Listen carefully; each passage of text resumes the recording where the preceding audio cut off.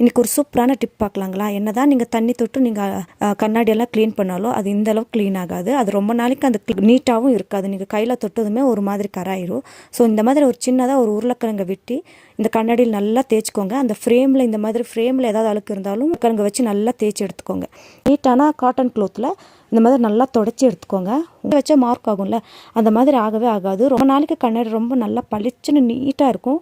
நீங்கள் ட்ரை பண்ணி பாருங்கள். இது வந்து கண்ணாடிக்கு மட்டும் இல்லை, ஃப்ரிட்ஜ் டோருக்கும் நீங்கள் யூஸ் பண்ணிக்கலாம். ஏன்னா ஃப்ரிட்ஜ் நம்ம அடிக்கடி திறப்போ செய்வோம். அதில் வந்து ஒரு மாதிரி அழுக்கு அந்த ஃப்ரிட்ஜ் டோர்லேயும் அந்த ஹேண்ட்லேயும் ஒரு மாதிரி அழுக்கு இருக்கும். அதுக்கும் நீங்கள் இதை ட்ரை பண்ணி பார்க்கலாம். நான் லாஸ்ட்டில் உங்களுக்கு அந்த வீடியோ வந்து கிளிப்பை ஆட் பண்ணுறேன். இதே மாதிரி பெரிய கண்ணாடிக்கு நான் உங்களுக்கு ஆட் பண்ணுறேன். ஏன்னா அதில் நல்லா அழுக்கு தெரியுது. ஸோ இதையும் இதே மாதிரி ஒரு உருளைக்கிழங்கு வச்சு பாருங்கள் எவ்வளோ அழுக்கு தெரியுதுன்னு. உருளைக்கிழங்கு வச்சு நல்லா தேய்ச்சிட்டு ஒரு காட்டன் க்ளாத் வச்சு, நீட்டான காட்டன் க்ளாத் வச்சு நீங்கள் தொடச்சி எடுத்துருங்க. பாருங்கள் எவ்வளோ பளிச்சுன்னு ஆயிடுச்சின்னு.